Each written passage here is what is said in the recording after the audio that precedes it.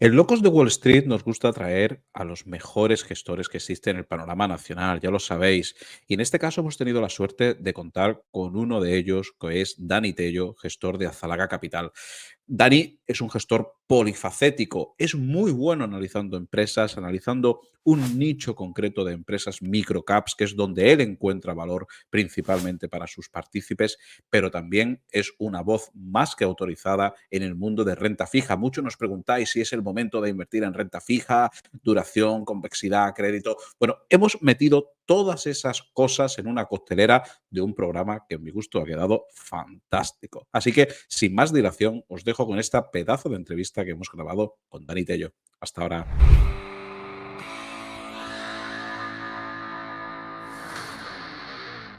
Hola, ¿qué tal? ¿Cómo estáis, seguidores de Locos de Wall Street? Bienvenidos a este programa que teníamos muchas ganas de hacer y vosotros, por el feedback que me dais, yo sabía que teníais mucha ganas de que trayéramos a un invitado de la altura del que tenemos hoy, que es Dani Tello. ¿Qué tal, Dani? ¿Qué tal? ¿Cómo estás? Muy bien, Antonio.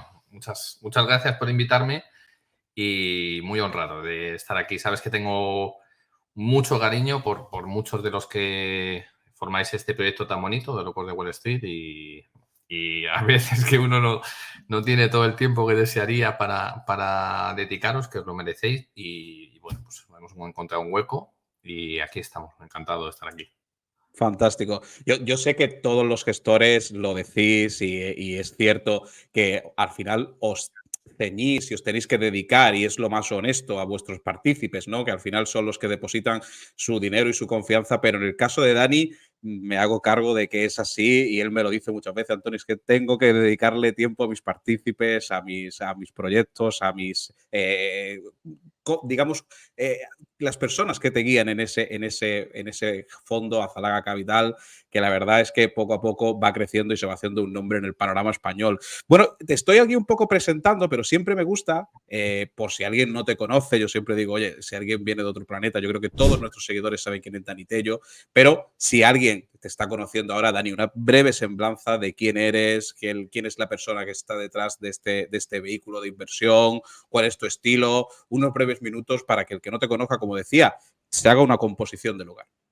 Pues soy una persona normal, absolutamente normal, un inversor que lleva más de... Este año hago 25 años en banca de inversión.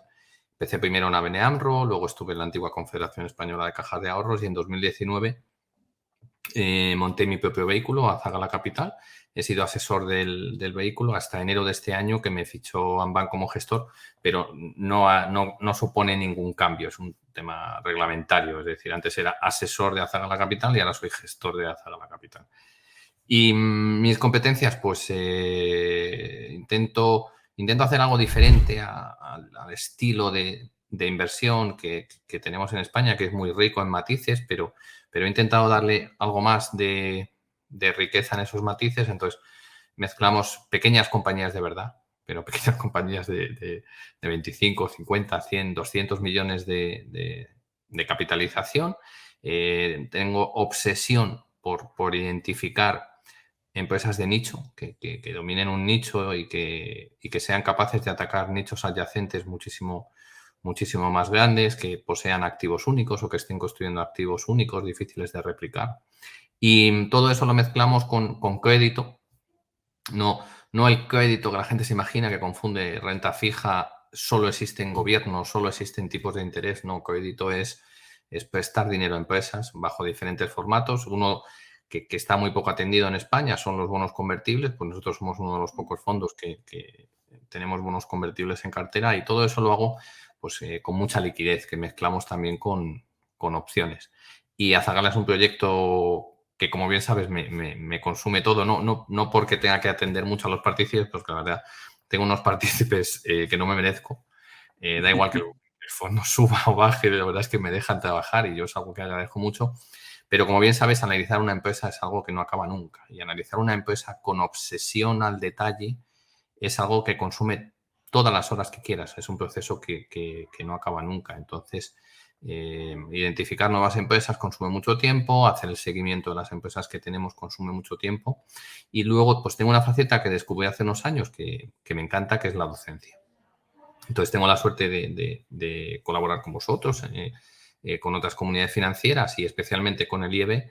Y también pues una parte de mi tiempo libre pues lo consume dar clase en diferentes máster y cursos de posgrado, cursos de especialización, y es una labor que me encanta porque tengo mucha suerte de contar con alumnos tan agradecidos que me mandan unos mensajes que me encanta. O sea, me encanta porque lo mejor para un profesor es realmente saber que estás impactando en los conocimientos de tus alumnos, y son muy agradecidos. Y básicamente eso: fondo, familia y educación financiera. Información, las tres Fs. Sí. Oye, Dani, fíjate que hablabas de Azalaga Capital. Yo no sé si te lo he dicho en privado, en las conversaciones que hemos tenido, pero a mí lo que más me gusta de tu modelo de gestión es algo que todos los que invertimos decimos, pero después es más difícil de aplicar, que es que de verdad cuando tú tienes convicción a largo plazo, tienes que ser de los fondos que menos rotación haga. Tienes una idea, las compras, tus posiciones y de verdad, cuando hablamos de largo plazo, de comprar negocios, estas frases que son muy de Warren Buffett y que quedan muy bonitas, tú de verdad lo aplicas. Es que creo en ello. O sea, no sé lo que hacen los otros fondos. En España tenemos magníficos fondos, tenemos magníficos gestores y asesores profesionales, tenemos buenísimos, buenísimos. No voy a citar a ninguno porque siempre me dejaría alguno, ¿no? Pero realmente el mercado es que está dominado por inversores institucionales. O sea, los flujos de verdad son ellos. Y no hace mucho, en una charla de Value School, era muy fácil comprobar cómo estaba descendiendo cada vez más el periodo medio en el que permanece una acción en cartera. Y hoy precisamente le he lanzado la carta a los partícipes y una de las frases, si no recuerdo mal, era mi obsesión por permanecer atento a lo que ocurre en el negocio y no a lo que ocurre en la cotización. Esa es una manera de diferenciarse. ¿Vale? Y además te lo puedo demostrar con datos empíricos, es decir, es que coge cualquier acción que quieras, del tamaño que quieras, y entre el máximo y el mínimo es que tiene una oscilación del 40%. Ya sea por una noticia macroeconómica, ya sea por una noticia micro de las ventas, la proyección de las compañías o cualquier negocio, o sea, perdón, cualquier noticia que salga, es que se mueven un 40%, no en el día, pero tienen esas oscilaciones. En el caso de las pequeñas compañías, todavía es superior esa volatilidad, y no necesariamente esa volatilidad tiene que ser debida a que la empresa lo esté pasando mal. ¿Vale? Y entonces yo creo que esa es una ventaja muy importante, ser una de las personas que más conoce sobre la evolución de esa compañía, no porque yo sea más listo que nadie, sino porque es que no hay nadie que la mire.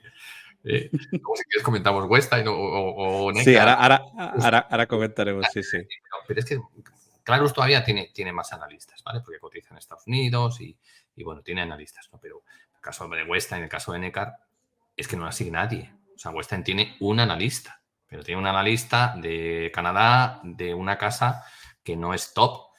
Entonces el mercado no sabe ni que existen, no sabe ni que existen. Entonces, pues que la acción suba o baje no obedece a los fundamentales la mayoría de las veces en este tipo de compañías. ¿Vale? Entonces yo creo que solo haciendo el trabajo obsesivo de análisis y de estudio del negocio, de cómo van a ejecutar el plan, de cómo están creciendo, cómo venden a los clientes, cómo solucionan problemas de atención, cómo se comportan con la competencia, cuál es su cultura corporativa, mil cosas, mil cosas. Y eliminando el ruido del mercado a largo plazo es como realmente aflora el valor de las empresas. Sí, Pero sí. no es algo que yo haya inventado, como bien has dicho, pues es que esto lo ha descrito muy bien Warren Buffett, lo ha descrito muy bien Peter Lynch, etcétera. El problema es que decir esto es muy fácil, pero hacerlo es muy difícil. Abstraerte de lo que hace el mercado y lo que hacen los demás, pues es relativamente duro. Y si encima lo haces en compañías que la gente no conoce, pues es todavía más duro. Por eso, pues pone en relevancia el valor y la categoría de mis partícipes. Ujú. Dani, tenemos estructurada la charla para que lo sepan los seguidores. Vamos a hacerte un par de preguntas un poco de actualidad, Mm. más propia de renta fija, y después vamos a entrar en una serie de preguntas que ya sabe la comunidad, que la anunciamos en el Sanedrín y anunciamos en el Discord para que nos hicieran, y la verdad es que nos han dejado unas cuantas muy interesantes, pero te tenemos que preguntar, ¿no? Tú eres un inversor, un gestor muy polifacético, es decir, ya vemos cómo analizas compañías con un grado de detalle impresionante. Tú dices que Waystate tiene pocos seguidores, pocos analistas, también yo creo que es por su dificultad, no cualquiera es capaz de analizar Waystate, ahora después hablaremos de ella, pero la actualidad manda. Y algo que nos preguntan mucho los seguidores de Locos de Wall Street, y nos lo han preguntado también para ti, es ¿cómo ves actualmente la situación en la renta fija? Hay quien dice oportunidad histórica global en renta fija, hay quien dice que, bueno, ya hay que apostar por duración porque quedan pocas subidas. ¿Cuál es tu perspectiva? Obviamente, sin que esto sea consejo de recomendación y absolutamente nada, sino, oye, tu visión de persona muy experta en la renta fija, que no todo el mundo lo es, y también muy pendiente de los mercados. Claro, bien dicho, o sea, recomendación cero, no, aquí no, aquí no recomendamos nada. Mi visión sobre la renta fija, pues vamos a empezar por los tipos de interés, que es lo que asocia a todo el mundo a las decisiones de política monetaria de los bancos centrales y sobre todo a los niveles de las curvas de tipos de los bonos de gobierno. Pues honestamente no tengo ni idea, la verdad, o sea, no tengo ni idea. O sea, yo es que no juego a predecir el futuro, ¿vale? Porque no sirve para nada y aparte no soy capaz. Entonces, lo que sí sé es lo que no va a pasar. Entonces, llevamos un periodo relativamente corto con subidas verticales en las decisiones de política monetaria de todos los bancos centrales. Es decir, hemos pasado en menos de 2 años de un periodo de tipos cero a un periodo de tipo 4 o 5% en ese entorno, y eso hace mucho daño a la economía, hace muchísimo daño. Es decir, la gente tiene que ver esas decisiones, cómo impactan no solo en las familias con el Euribor, que es muy sencillo porque te toca el bolsillo todos los meses la hipoteca, pero cómo impactan en las decisiones de financiación de las empresas, ¿vale? Por resumirlo, ¿cómo gana dinero una empresa? Pues cuando su rentabilidad es superior a su coste de capital, ¿vale? Y el coste de capital de muchísimas empresas, hablo de la parte de financiación, hablo de la parte de deuda, ¿vale? Pues se ha ido por encima del 8%. ¿Vale? Entonces, ya tienen que ser, ya tienen que ser empresas razonablemente muy buenas, ¿vale?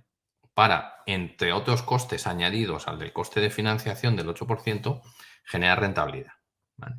Entonces, lo que sí sé es que las subidas de tipos no van a durar mucho más o no van a ser muchísimo más pronunciadas. ¿Por qué? Porque los bancos centrales, su labor es controlar la inflación, pero adicionalmente es más marcado en la Reserva Federal, que tiene un mandato dual de inflación y crecimiento, no como el ECB, que Ujú. solo tiene un mandato de inflación.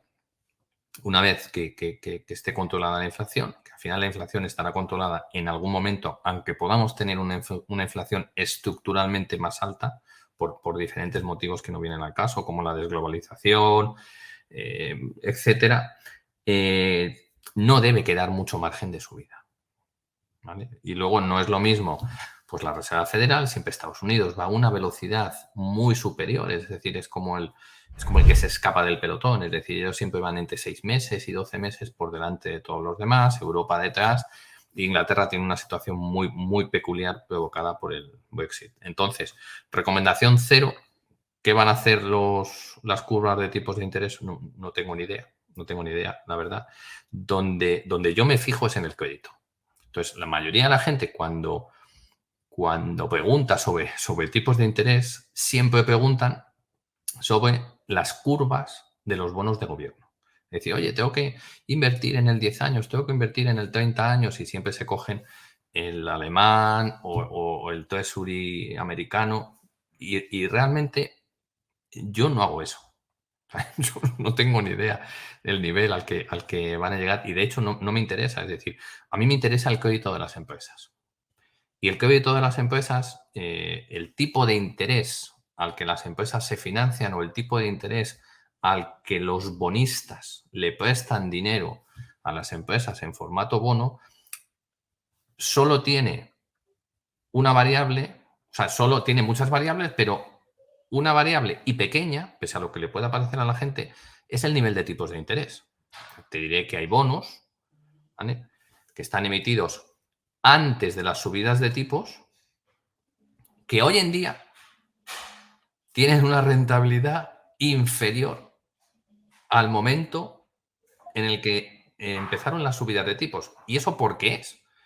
Pues porque su crédito, es decir, la percepción que tiene el mercado de la probabilidad de impago, el riesgo, ha mejorado de tal manera. En mercado solemos decir que el crédito ha estrechado, ¿vale? Porque al Ujú. final los bonos de una empresa, a la hora de pricearlo, se suele decir paga por encima de gobiernos. Pues si el gobierno paga el 2% y ellos pagan 200 puntos, pues está pagando un 4 en términos absolutos, ¿no? Y entonces, desde que comenzaron las subidas de tipos, pues determinados bonos, su crédito ha estrechado, su precio ha subido y la rentabilidad que están pagando es más pequeña. ¿Y eso cómo es posible? Si estamos en un periodo donde los tipos no han hecho que subir, pues porque en los tipos de interés de las empresas, en las emisiones de las empresas, afectan muchas más cosas más importantes que el nivel de tipos de interés de los bancos centrales o de la deuda. Vencimiento, duración, el cupón, el balance, la generación de caja, el rating, muchísimas cosas. Entonces, me parece un mercado muchísimo más rico que el de gobiernos y el 99% de la gente solo se fija en los bonos de gobierno y me parece un error, la verdad. Entonces, oportunidad histórica, depende cómo lo mires. Es decir, pero lo único que tienes que mirar es la rentabilidad y el riesgo, ¿vale? Entonces, ¿de dónde venimos? Pues venimos de unos años, bastantes, donde no se pagaba correctamente el riesgo. Es decir, por estar al cero o por estar en negativo, es que no tenía ningún sentido.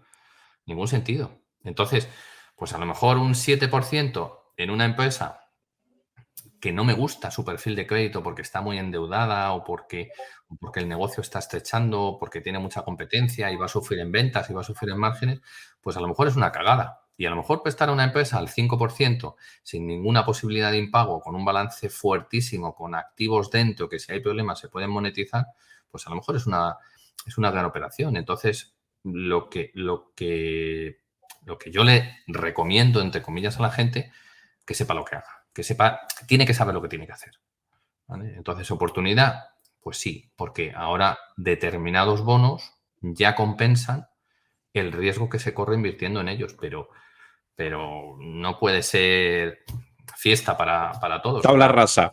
Claro, habrá cosas buenas y cosas malas, es decir, la subida de tipos la subida del coste de financiación, pues hará que empresas inevitablemente tengan que quebrar porque no puedan sostener ese nivel de endeudamiento y ese coste. Entonces, los inversores que estén ahí en la parte de acciones o en la parte de bonos o en la parte de préstamos, pues lo van a pasar mal. Ujú, ujú. Dani, vamos a entrar en la parte de preguntas en breve, pero que te hacen incluso alguna de compañías que están muy identificadas con la Zalaga Capital. Pero antes de ello, vamos saltando entre renta fija, acciones, que al final es tu expertise, ¿no? Te quería preguntar por Westin. Westin a mí es una compañía que me encanta. Es una compañía que, pues, volvemos a hacer el disclaimer muy grande, por favor, no es recomendación de nada. Yo tengo posición en Westin. Le he hablado con Gabriel Castro, me ha contado, hablé contigo, he estado leyendo y al final me parece que el equipo gestor es muy bueno. Y bueno, yo creo que cualquiera que te siga ya conoce Westin, pero sí nos gustaría que hicieras una breve actualización, ¿no? Decías que a tus partícipes ya le has informado. Está viendo últimamente noticias precisamente de una parte de participaciones que tienen en Skyward. Bueno, ¿cómo siguen gestionando todo? ¿Cómo va la compañía? ¿Es top one en Azalaga? Yo creo que es una posición original, es una posición que llevas manteniendo siempre. ¿Cómo ves ahora mismo la situación en Westin? Bien, bien, o sea, con decir que es top 1, pues creo que ya está todo dicho, ¿no?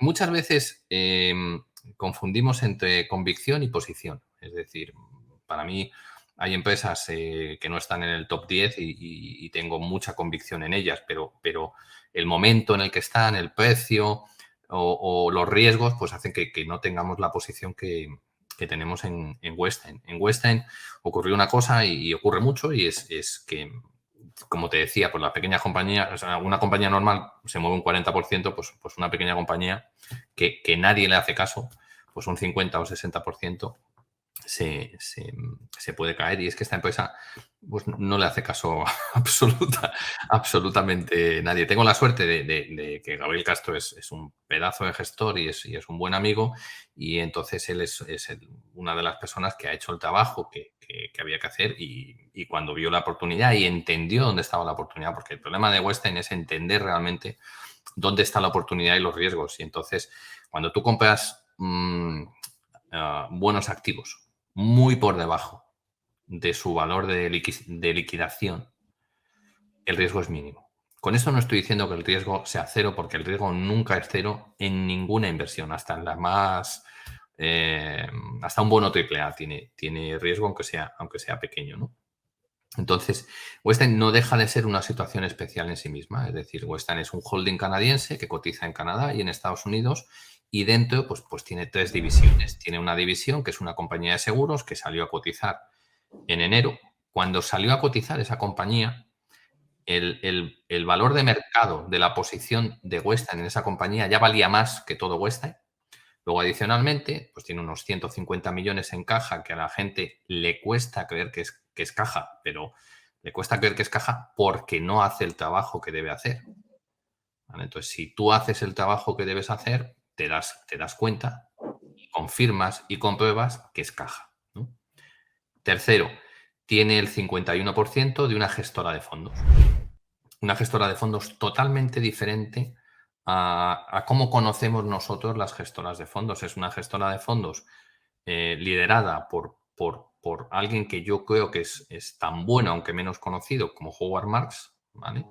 Y es una gestora que tiene entre 3.500 y 4.000 millones y tiene unas comisiones de gestión del 2 y el 20%.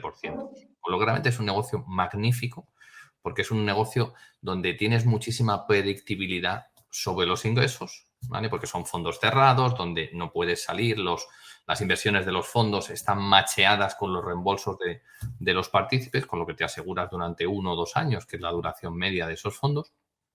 Te aseguras que el dinero está ahí y las comisiones están ahí. Y si esos fondos dan la rentabilidad que han dado desde 2015, que se montó la gestora, pues en muchos casos tienes derecho a la comisión de gestión, con lo que realmente tienes muchísima opcionalidad.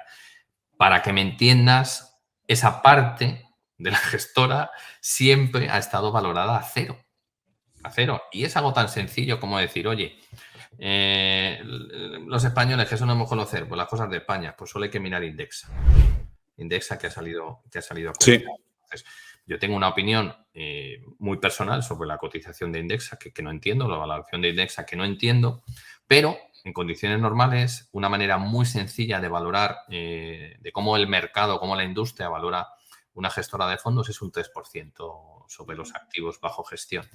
Pues si tienes 3.500 activos bajo gestión, un 3% vienen a ser como 100, 105 millones. Si tienes el 51%, pues viene a ser como 50 millones. Entonces no tiene ningún sentido que valga cero.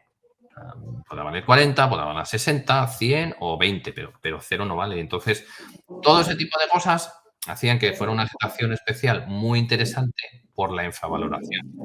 ¿Qué ocurre? Que el equipo gestor de Westheim, pues aparte de su alineación, porque tiene un 22% de las acciones del holding en propiedad, es uno de los equipos gestores buenos a la hora de gestionar capital. Muy bueno. Lo cuento en la carta, es decir, cuando tú tienes una participada que cotiza en bolsa, puedes hacerlo líquido y la dueña de esa participada cotiza con muchísimo descuento, la doctrina inversora dice automáticamente lanza una oferta agresiva de recompra de acciones o mete un dividendo extraordinario. ¿Por qué? Porque así, digamos que ese spread, ese diferencial se estrecha, ¿vale? Pero es que yo, como siempre he defendido y como cuento una vez más en la carta, creo que ese no es el camino. O sea, el camino es ser muchísimo más inteligente en el largo plazo, aunque a corto plazo duela o no se entienda. ¿A quién no le gusta ver que una de sus principales posiciones suba un 20 o un 30% en un día? Pues nos gusta a todos, ¿vale? Pero entiendo que se genera muchísimo más valor para los accionistas vendiendo paquetes de Skyward, según sube. Skyward salió a cotizar a $15 y ayer cerró a 30. A 30. ¿Vale? Entonces, en el año ha subido un 60% y Western solo ha subido un 30%. Entonces, el descuento es evidente, o sea, es muy evidente. Entonces, Mercado eficiente, ¿no? Como dices tú en tu carta, ¿no? es tener paciencia y hacer las cosas bien. Y entonces, para mí, hacer las cosas bien, o mejor que hacer esa recompra agresiva, es yo sigo vendiendo Skyward a medida que va subiendo y sin hacer ruido. Como Weinstein está en encefalograma plano, con el mismo dinero recompro muchísimas más acciones. Qué bueno. Gente en España ignora el valor que tienen las recompras porque muchísimas de las recompras se ejecutan para compensar las emisiones de acciones que se hacen por operaciones de compra o por las stock options. Mm. Pero es que esta es una empresa que va a ser un caníbal de sus acciones y bueno, hay muchísimas más cosas adicionales dentro de la tesis que requieren dedicarle muchísimo tiempo, pero es top 1 porque va a ser una empresa de doble dígito de rentabilidad anualizado durante los próximos 5 o 10 años y con unas perspectivas de crecimiento en un negocio magnífico como es una gestora de fondos. Dani, antes de entrar en preguntas, te iba yo. Y Perdón. ayer por la noche, ayer anunció, Eso te iba a decir. que vendía otro paquete de acciones, entre 2 y 3 millones de acciones. Entonces, para que veas el impacto, pues estamos hablando de Western, que tiene 134 millones de acciones, tiene una cotización de $2 y pico, pues es como 300 millones de dólares. Pues en función de todo lo que venda, que lo va a vender porque está asegurado, es decir, es que paga por el aseguramiento. Entonces, cuando en mercado de capitales tú pagas por el aseguramiento, las entidades que participan te tienen que comprar las acciones, las tengan vendidas o no. Entonces va a recibir entre 70 y 90 millones o entre 60 y 90 millones. Entonces, joder, hacer una operación que sea el 30% de tu capitalización es muy heavy.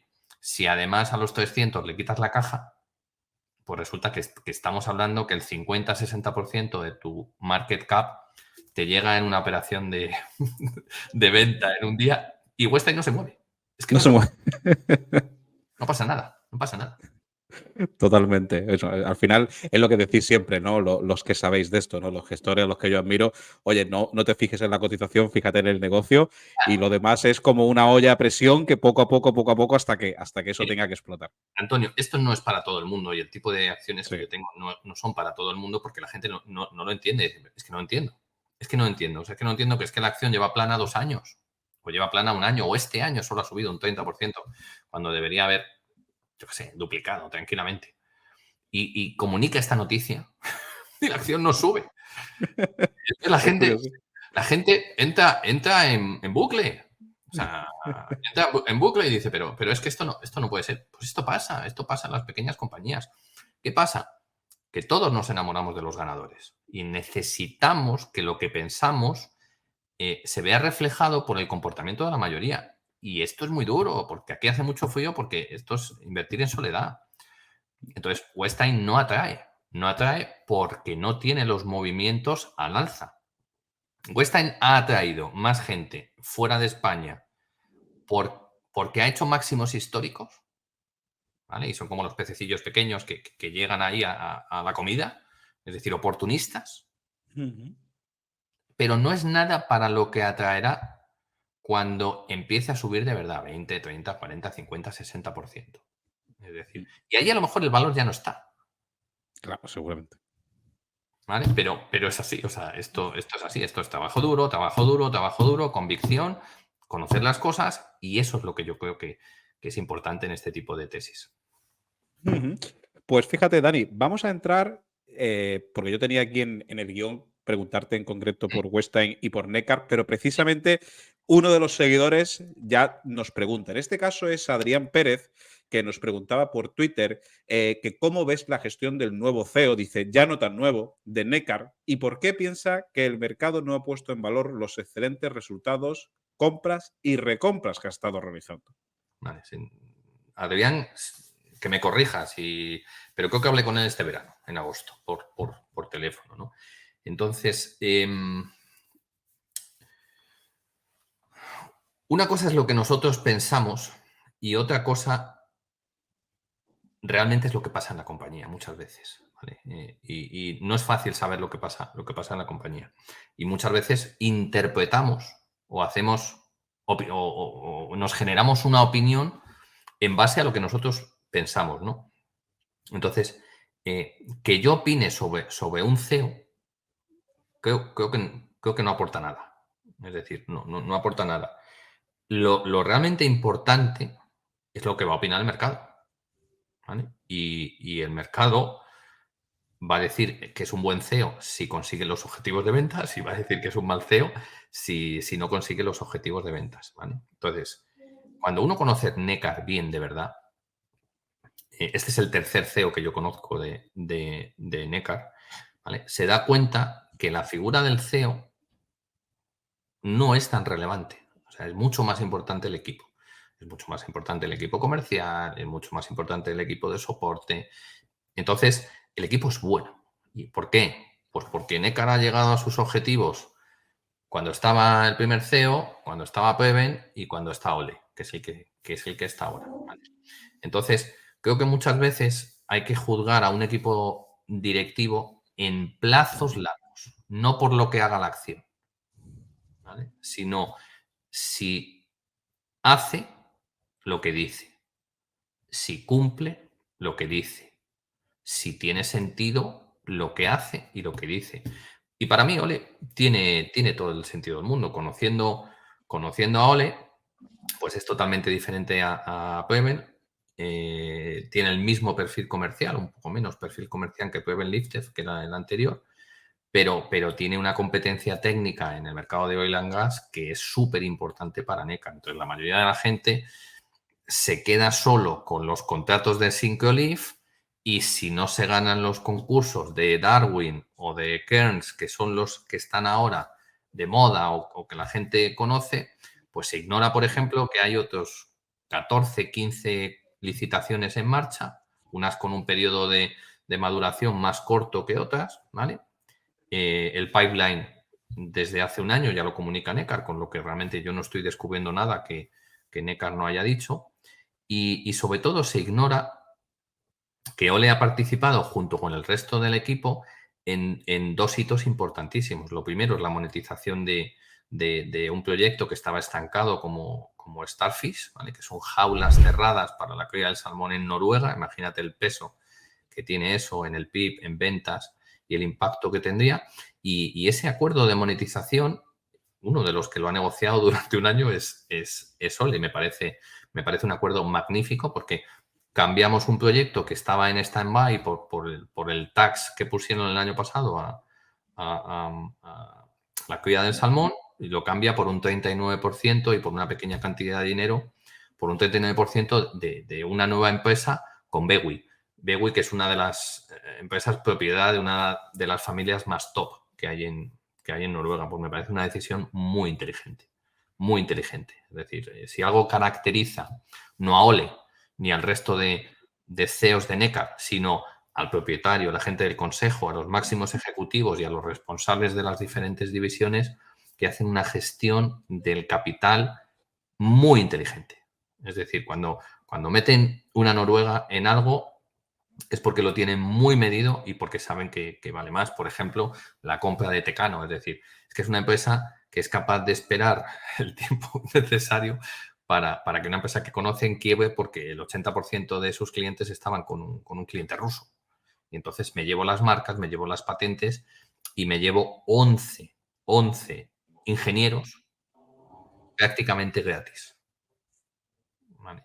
Y más cosas. Entonces, el expertise que tiene Ole dentro de Oil and Gas es muy importante para el contrato que se firmó con los rigs, que son contratos por 4 años. Entonces, está dotando a Nekkar de más cosas que los elevadores para barcos. Entonces, me parece un buen profesional, me parece una persona muy atenta, me parece un buen comercial, me parece una persona que sabe lo que está haciendo, pero que al final no es mi opinión. O sea, es lo que digan los resultados en el largo plazo. Si consigue los objetivos, pues será muy bueno, y si no consigue los objetivos, pues evidentemente alguien tomará una decisión, y la familia Esquí lo tiene claro. Neckar es otra compañía, Dani, que lleva formando tiempo de tu cartera a tiempo, ¿verdad? Claro, es que dices, primera concepción que tiene la gente, y ahora dice... Al decir que has conocido 3 CEOs, digo, hostia.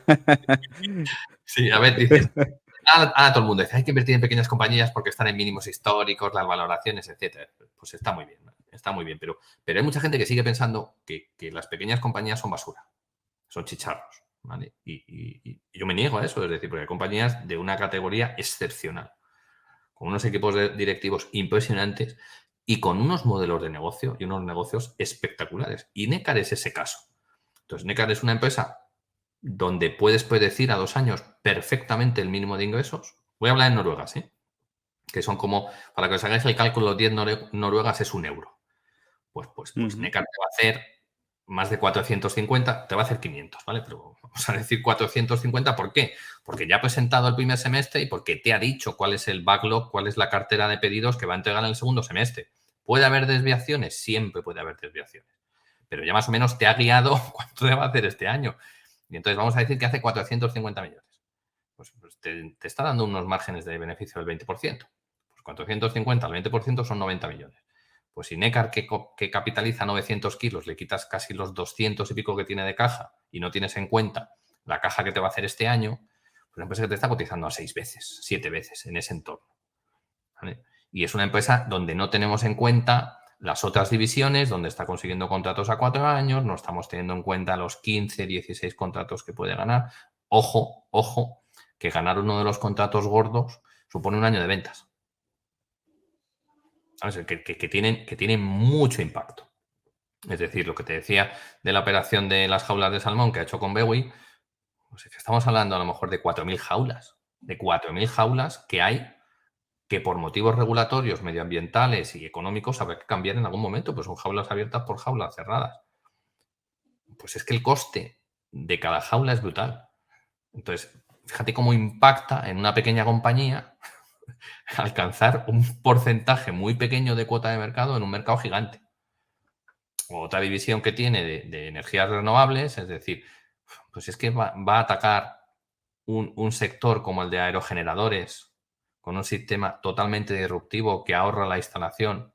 Las instalaciones ahorran un 40-50% de los costes. Y es que todos los años se están instalando unos 1.000 aerogeneradores. Pues con conseguir un pequeño contrato, pues es una barbaridad, o los contratos que está licitando para los contratos públicos en Noruega. Entonces, me duele especialmente cuando la gente maltrata a este tipo de compañías cuando lo que no ha hecho es que ni se ha leído un informe trimestral ni un informe anual, no sabe que esto es una empresa que está fundada en el año 66 y desde el año 90 ya cotiza en bolsa. Entonces, se pone muy de moda las small caps, pero realmente hay empresas de muchísima calidad, que el único problema que tienen es que no tienen el tamaño porque no les da la gana tener ese tamaño, ¿vale? Porque son mucho más rentables con esos tamaños y tienen perspectivas de crecimiento muchísimo más grandes, pero el problema de no tener tamaño viene por la liquidez, etcétera, es que es una ventaja para gente que realmente sepa hacer una due diligence correcta, sepa analizar en profundidad una empresa correcta. Entonces, defensa de las pequeñas compañías. Muy bien, nos sumamos a ese alegato. Bueno, seguimos con el turno de preguntas que nos habían dejado los seguidores. Y ahora Nightfell7, que le mando un saludo, es un seguidor muy cariñoso de la comunidad, dice, ¿qué recomendáis o qué recomienda a un inversor retail que quiera invertir en bonos americanos para protegerse de la posible depreciación del dólar a largo plazo? ¿Cómo ves esa, Dani? A ver, pues un saludo desde aquí, pero mi opinión es que está un poco perdido o está mal redactada la pregunta. Es decir, invertir en bonos americanos, me imagino que se refiere a gobiernos, como el Sí. 99,9% de la gente que habla de renta fija, es prestarle dinero al tesoro. Es decir, yo tengo euros, entonces lo que hago es vendo euros y compro dólares. Y con esos dólares compro un bono, ¿vale?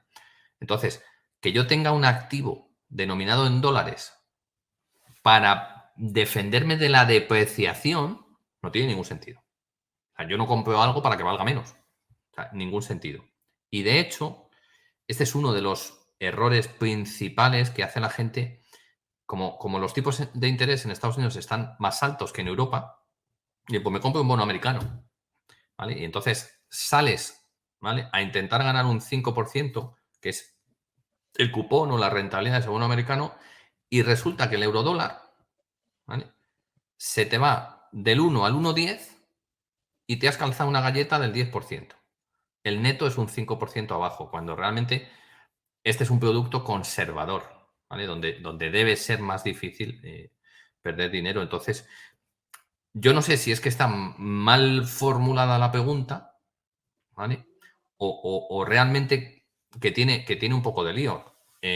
Sin querer predecir lo que va a hacer el Yo, mercado, ni yo, ninguna yo- cosa. yo creo, Dani, fíjate, perdona que te interrumpa por las charlas que se generan en la comunidad y tal. Yo creo que va porque hay muchos inversores, que también hay una pregunta ahora, que quieren apostar por la duración porque ven la subida de tipos que se va a parar Distintas, y, son, y- son cosas claro, totalmente diferentes. y, Cuenta. y Voy a ver. quieren invertir en ETF como el TLT, que está muy de moda porque es una cesta, ya sabes, de bonos de 20 años del Treasury y tal, pero dicen justo lo que tú estás diciendo. Vale, me puede salir bien esa jugada, pero hostia, ¿cómo me protejo si ahora el eurodólar Claro, es... entonces, em, por intentar responderle de la manera más completa posible, poniéndome en su cabeza, ¿vale? Entonces, sin jugar a predecir lo que va a ocurrir, ¿vale? Si tú realmente estás apostando por duración, es que piensas que los tipos van a bajar, ¿vale? Si los tipos van a bajar en Estados Unidos, lo lógico, ¿vale?, es que el dólar se deprecie, el eurodólar suba. Entonces no tiene ningún sentido invertir en un activo denominado en dólares buscando una reacción cuando una parte de esa reacción va a ser negativa, ¿vale? Es decir, la apreciación va a venir por la subida de precios como consecuencia de la bajada de tipos, pero te vas a calzar una galleta sensible en la divisa. Entonces, ¿cómo tienes que evitar eso? Pues con la cobertura de la divisa, ¿vale? Pues hacer la cobertura de la divisa con los futuros a 3 meses y eso te va a costar un 3% al año, más o menos, ¿vale? Entonces, salir a ganar un 5 y que te cueste un 3, pues como los bonos no se muevan en un año, pues te ha costado un 3. Dice, no, Dani, es que los bonos pagan cupón. Es que tú no tienes el cupón. Es que estás en un ETF y el problema de los ETFs es que tienes que saber cómo se componen los ETFs y cómo se comportan y qué gastos hay. Porque, Exacto. porque si es un ETF que tiene plazos entre 10 y 20 años, pues cada vez que un bono se pone en 9,9, sale fuera, ¿vale? Y si el bono está, o sea, el ETF está constantemente comprando y vendiendo, el 0,50 o el 0,60, que es el coste de gestión, pues no es realista, ¿vale? Entonces, eso lo primero. Lo segundo, la duración. Más importante que intentar acertar el movimiento del mercado, que yo es algo que no hago y no recomiendo, porque es muy difícil, o sea, es muy difícil acertar, y más cuando parece obvio, ¿vale? Más importante que acertar el movimiento del mercado es saber cuál es el vehículo de inversión adecuado para, si se da lo que tú crees que se va a dar, se refleje, ¿vale? Y ahí hay que tener mucho cuidado, ¿vale? Porque mucha gente se lleva las manos a la cabeza y dice, joder, es que el ETF no está reflejando lo que está reflejando el precio de los bonos individualmente. Entonces, mundo de la renta fija hay que dedicar un tiempo a aprender. O sea, hay que hacer las cosas mejor que como lo hace la media con la renta variable. O sea, si eres un inversor de renta variable que te dedicas a copiar, te va a ir mal. Entonces, si eres un inversor de renta fija que te dedicas a operar en vehículos de renta fija sin saber realmente cómo se van a comportar en los diferentes escenarios que se pueden dar, pues te va a ir mal. Posiblemente te va a ir muy mal. ¿Vale? Entonces, mi recomendación es lo primero, que tenga muy claro por lo que está apostando. Segundo, que tenga muy claro los riesgos que corre. Y tercero, que estudie mucho el vehículo más adecuado para materializar esa apuesta.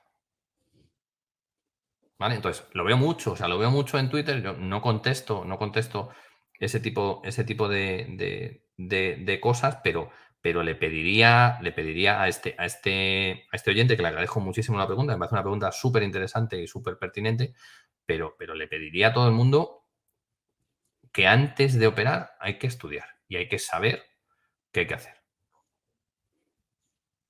Pues oye, ahí sí que nos sumamos nosotros también, Mira, firmamos debajo. y lo de duración, es decir, apostar por duración. Es decir, tienes que saber cómo funciona el concepto de duración. Tienes que saber cómo funciona el concepto de convexidad. ¿Vale?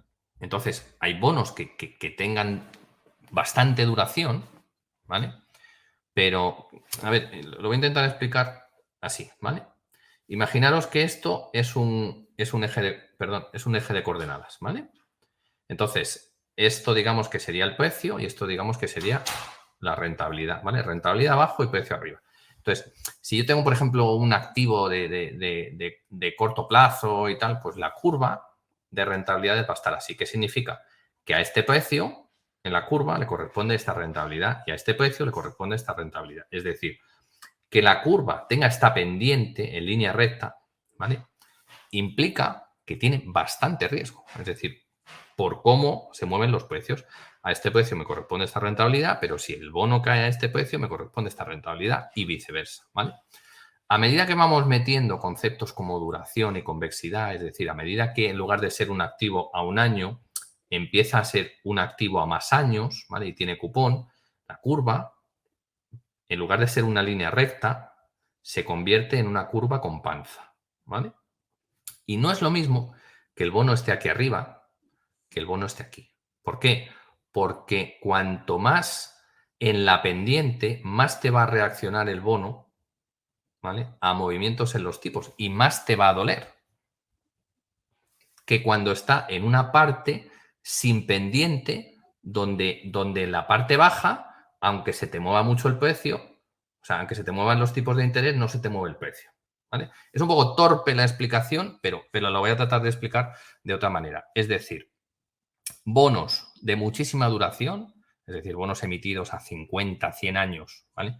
Con cupones muy bajos, ¿vale? Tienen muchísima más duración que el mismo bono con un cupón más alto, porque la duración no es más que cuánto tiempo voy a tardar yo en percibir vía cupones el nominal, ¿no? Entonces, es que esos bonos con cupones bajos y duraciones muy altas, como por ejemplo el que le viene de todo el mundo a la mente, el de Austria, que se El de emitió Austria. en su momento, es decir, esos bonos estaban, digamos que en la parte casi vertical de nuestra curva. Entonces, claro, movimientos en los tipos de interés han dado lugar a unas hostias en el precio terribles. Terribles. Bonos a lo mejor que han pasado de 140, 150 a 30. ¿Vale? Porque tienen una duración elevadísima y están en un punto donde la convexidad ahí te hace mucho daño. ¿Vale? Pero comprar bonos como tenemos nosotros de la Universidad de Oxford o Berkshire Hathaway, que son pues Berkshire nada encaja, ¿vale? Y Oxford, como yo cuento en mis cartas, pues es que es uno de los pocos modelos de negocio donde solo vende el 14% de lo que le piden. Es decir, es que solo ingresan como alumnos el 14% de las solicitudes. ¿Vale? Y tiene activos de real estate que son 5 o 6 veces por encima de su deuda, con lo que realmente yo no le doy ninguna probabilidad de impago. Entonces, son bonos que hemos comprado a 40, 42, 45. ¿Por qué? Porque acuérdate, están como en la parte baja, donde acaba la panza, ¿vale? Y entonces es poco ya sensible a esos movimientos si siguen subiendo los tipos, pero en el momento que los tipos empiecen a bajar, empiezas a coger otra vez la curva y ahí se mueve mucho más. Entonces, creo que eso tiene mucho más sentido y tiene mucha más lógica porque dice, oye, que no se mueven los tipos. Perfecto, un 6% al año. ¿Que se mueven los tipos? Pues me voy a llevar una pasta. Me voy a llevar una pasta, ¿vale? Digo que se mueven los tipos, que se mueven los tipos a mi favor. Es decir, A tu favor.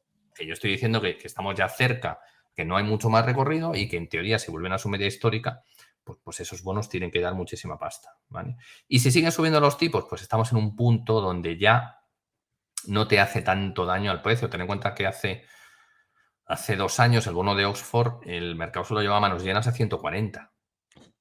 ¿Vale? Hemos comprado 42, 44, 45 en ese entorno. Entonces, que ese bono, imagínate, que se acaba el mundo, o sea, que se acaba el mundo, una inflación en Inglaterra disparada y ese bono cae un 50% y se va a 20%. Pues estoy encantado de la vida comprando más bonos de un activo único sin posibilidad de impago a tasas del 11, del 12% de rentabilidad. Bueno, entonces yo creo que son conceptos que la gente tiene que tener interiorizado más que esa lógica que hay en Twitter, esas corrientes de decir, no, no, hay que comprar duración, comprar bonos largos porque van a empezar a bajar tipos. Pues si no lo sabe nadie. No lo sabe nadie. No lo sabe nadie. Mira, hay una frase magnífica de un memo de hace un año aproximadamente, o dos, ya no me acuerdo, de Howard Marks, donde venía a decir que comprar un activo para apostar por un determinado movimiento del mercado no tenía ningún sentido y la mayoría de las veces vas a perder dinero, ¿vale? Que lo que tenía mucho sentido es marcarte un nivel de rentabilidad acorde al riesgo, ¿vale? Y entonces el punto de los bonos, pues oye, si tu cartera un 6% es bueno, compra el bono. No, es que a lo mejor se va a 6,5. Bueno, pues pero es que estás al 6, o sea, es bueno. Sí. ¿Vale? Y si luego puedes añadir opcionalidad, como el tema de los convertibles, pues mejor. Pero lo que no tiene ningún sentido es que añadas riesgo. ¿Opcionalidad positiva? Sí. ¿Riesgo? Pues no. O te lo compensan bien o no. Entonces, eso para mí es lo que tiene sentido. Fíjate, Dani, que nosotros hablábamos hace cuestión de unos cuantos sanedrines hacíamos referencia, en concreto, fui yo quien hizo referencia un poco a un batiburrillo de ideas de Taleb, de cosas que a mí me gustan mucho, de asimetrías, convexidad, Taleb, riesgos de cola gruesa, un poco todo. A mí personalmente lo resumía con oyes, cuando tú entiendes la convexidad y la asimetría, te das cuenta de típicas frases de nuestros abuelos. Invierte en cosas que tengan mucho que ganar y poco que perder y ten cuidado con viceversa, que es lo que ha pasado a Claro. los inversores conservadores estos años. Estos años atrás los inversores conservadores se han visto abocados o obligados a comprar mucha duración, bonos a un plazo muy largo, al 0,5, al nada, y esos inversores conservadores se ha dado la paradoja de que son los que más están sufriendo precisamente. Así que son conceptos preciosos. A mí me Claro, encanta. sí, o sea, lo has explicado muy bien. Es decir, en el momento en el que están determinados bonos, ¿vale? Con esa convexidad a tu favor, no pueden ser más asimétricos. ¿Vale? Creo que puse un tuit hace unas semanas donde un movimiento de 50 puntos básicos en la curva del bono a 30 años americano, si subían los tipos 50 puntos básicos, no, si subían los tipos, no, perdón, que a mí me gusta ser extremadamente riguroso. Es decir, si la curva de tipos a 30 años subía 50 puntos básicos, pues te costaba un 2 y pico por ciento. En cambio, si bajaban 50 puntos básicos, ese punto de la curva en 30 años te da como un 13%, un 15%. Esa simetría es la que tienes que buscar. Esa. Es decir, no esa simetría negativa. Es decir, si acierto gano 1, pero si fallo, que hay multitud de escenarios donde me puedo equivocar, pierdo 10. ¿Vale? Pues eso en situaciones macro me parece un error. Me parece un error. Porque es imposible saber. Mira, tíos muchísimo más inteligentes que yo, como los de Goldman, como los de JP Morgan, si no se aclaran cuándo va a ser la primera bajada. Es más, No sé, es que claro. no saben si va a haber una primera bajada. Porque es que no lo saben ni los tíos que lo tienen que decidir. Es evidente que si se rompe algo van a bajar y es evidente que si la inflación se controla van a bajar porque no necesitas tener tasas de inflación reales cuando realmente la economía se está desacelerando y la inflación está a la baja. Eso es evidente, pero poner fecha, en general, yo creo que la gente, a los españoles somos muy de eso, que nos gusta Fechas. ¿De que nos cuándo? tomar ventaja lo más rápido posible, ¿vale? Tenéis que pensar al revés. Es decir, tenéis que pensar en términos de volatilidad, ¿vale? Habéis tenido y tenéis, y si lo preguntáis a Gabriel cuando dé la charla de opciones, es decir, tenéis un momento histórico donde hemos tenido la volatilidad en mínimos, ¿vale? Cuando hay volatilidad en mínimos, se compran cosas.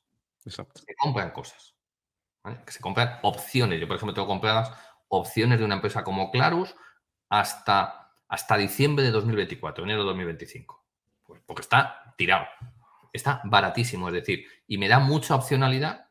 O sea, si palmo la prima, que es poco, y si acierto, multiplico por muchas veces la prima.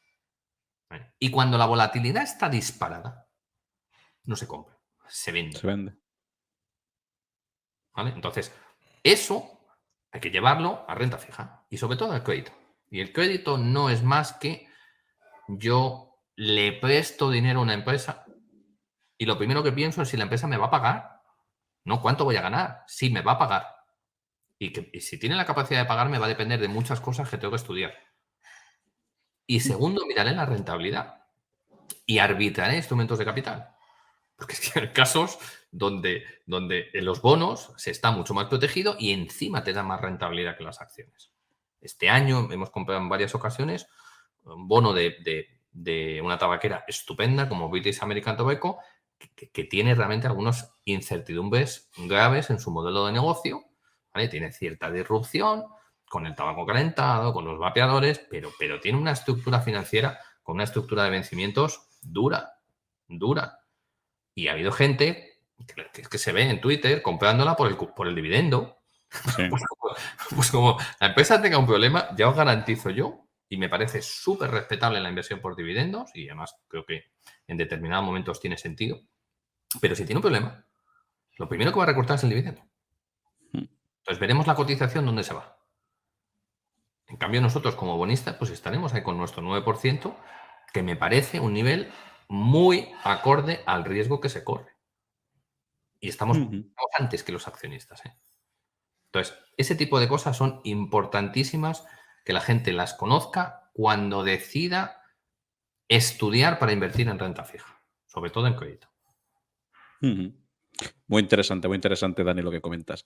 Bueno, estamos ya enfilando la recta final de la entrevista. Las preguntas se han concentrado mucho en TLT. Yo creo que está contestado con la explicación que ha dado Dani, que ha marcado muy bien el marco para entenderlo. Y hay una pregunta, en concreto dos muy buenas, con la que vamos a cerrar la entrevista con Dani, que es de nuestro amigo Mr. Timbis. Desde aquí le mando un saludo. Él aporta mucho conocimiento de muchos campos de opciones, de renta fija, etcétera, etcétera. Que Dani te dice que te preguntaría por cuentas a seguir. Cuentas entiendo que se refiere a cuentas de Twitter, ¿no? A seguir para bonos y preferiblemente bonos convertibles. Vale. Me encanta. O sea, muchas gracias por esa pregunta porque yo soy un súper defensor de Twitter. O sea, creo que Twitter, bien Yo usado, es también. una herramienta maravillosa. Pero maravillosa, que es que te contesta el CEO de una empresa en 2 minutos o eres capaz de encontrar información veraz súper buena o eres capaz de aprender de gente excepcional con unos conocimientos salvajes. Entonces, como yo soy muy malo con los nombres, pues te recomiendo que hagas lo siguiente. Y además, como se va a quedar grabado, ¿vale? Te vas a la búsqueda, ¿vale? Espera que voy a quitar el modo avión. Y en la búsqueda, ¿vale? Pues metes palabras claves, como por ejemplo, bon. ¿Vale? Espera, porque esto está frito. Ahora Me he quedado frito. te están entrando todos los mensajes de una hora. Me he quedado frito. Vale. Ah, vale. Usar 2 móviles. Vale. Madre mía. Vale. Entonces, mira, tienes, por ejemplo, uno que tiene un icono que parece un elefante que se llama Bonds Primary Market, ¿vale? Pues ese es Primary Bonds, ¿vale? Pues ese es bastante bueno. Y luego,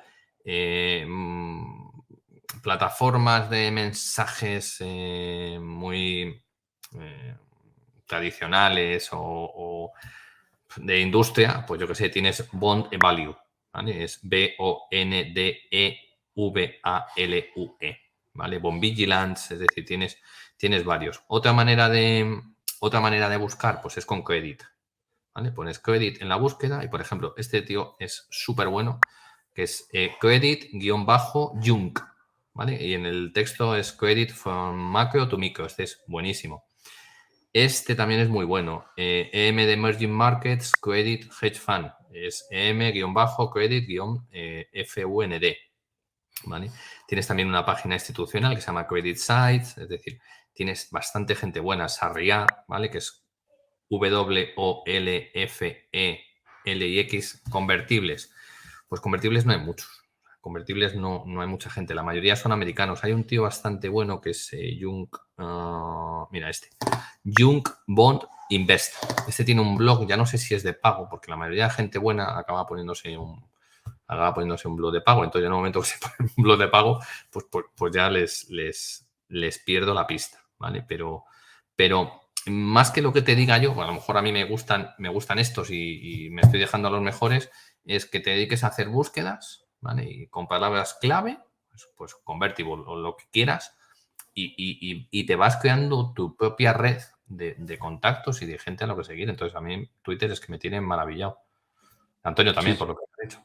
a mí me encanta. Yo fíjate que yo lo estás diciendo y sabes lo que me voy a hacer automáticamente. Los voy a meter todo en una lista. Yo uso mucho las listas y pones Claro. listas de bonos o créditos. Y yo, de hecho, las listas las suelo poner públicas y hay mucha gente que me las No, no, copia y es una idea fantástica. mira, en Twitter pasan dos cosas. Es decir, hay gente que lo quiere monetizar todo y muere de éxito, ¿vale? Y hay gente que es tan generosa que nunca jamás quiere monetizar nada. Pues yo creo que acércate más a esos segundos, ¿vale? Porque sabes que no hay nada detrás. O sea, que realmente están compartiendo información porque realmente es su interés compartir información, no monetizar. Y ya Twitter a lo mejor muere de éxito por la excesiva monetización. No todo puede ser un negocio siempre. Ujú. Y Mr. Timbis nos preguntaba ya la última, si tienes alguna empresa o bono en el radar, tipos compra de compañía de turismo, viajes de avión, etcétera. Dice, mi memoria me falla. Eso es que seguro te has escuchado hablar alguna vez de algo de eso y por eso te pregunta. Pues sí, hay cosas que se me han escapado y ya, y ya no están en precio. ¿Sabes lo que pasa? Mira, este también es un mensaje que me gustaría dar. Es decir, eh, suele ser mala señal ah, hacer las cosas cuando se ponen de moda, ¿vale? Y normalmente las cosas se ponen de moda cuando la industria en general empuja el mismo mensaje, ¿vale? Entonces, yo, salvo una cosa concreta del bono de Versailles, yo este año no estoy comprando duración. O sea, la compré el año pasado, Fíjate. cuando no la quería nadie. Nadie apostaba por duración. Entonces, como os decía al principio de la charla, que he editado al final son los spreads, ¿vale? Entonces, en momentos de pánico, en momentos de incertidumbre, en momentos de sell-off, el mercado de crédito es un mercado poco líquido. Aunque sea gigante, pues es un mercado poco líquido. Entonces, cuando realmente hay gente con incomodidad, que es cuando mejor se invierte, ¿vale? Con la incomodidad de los demás, pues en mes de septiembre es cuando mejores compras hicimos. O también a primeros de año, con algunas galletas. Entonces, es posible que yo entre pronto, es posible que yo me equivoque, es posible mil historias, ¿vale? Pero la diferencia es que con la cartera hecha, un año después, pues tenemos un 6% en el bolsillo de cupones y tal, ¿vale?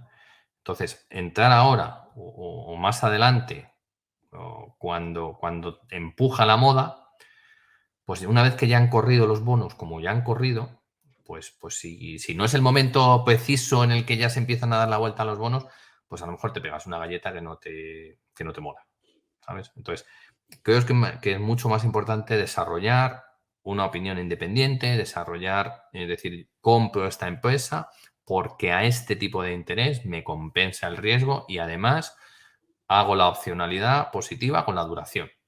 Creo que eso me parece muchísimo más interesante. Y es que, o sea, en su momento tenía mucho sentido, pues se me escapó eDreams, Link, Mobility, se me escaparon varias, pero Bueno, hay otras. No, no pasa nada, o sea, no pasa nada. O sea, no, siempre se me van a escapar cosas, o sea, y aparte de mis equivocaciones, me preocupa más que lo que hagamos esté bien hecho, que no cosas que no he hecho se me han escapado. O sea, no, no pasa nada, no pasa nada.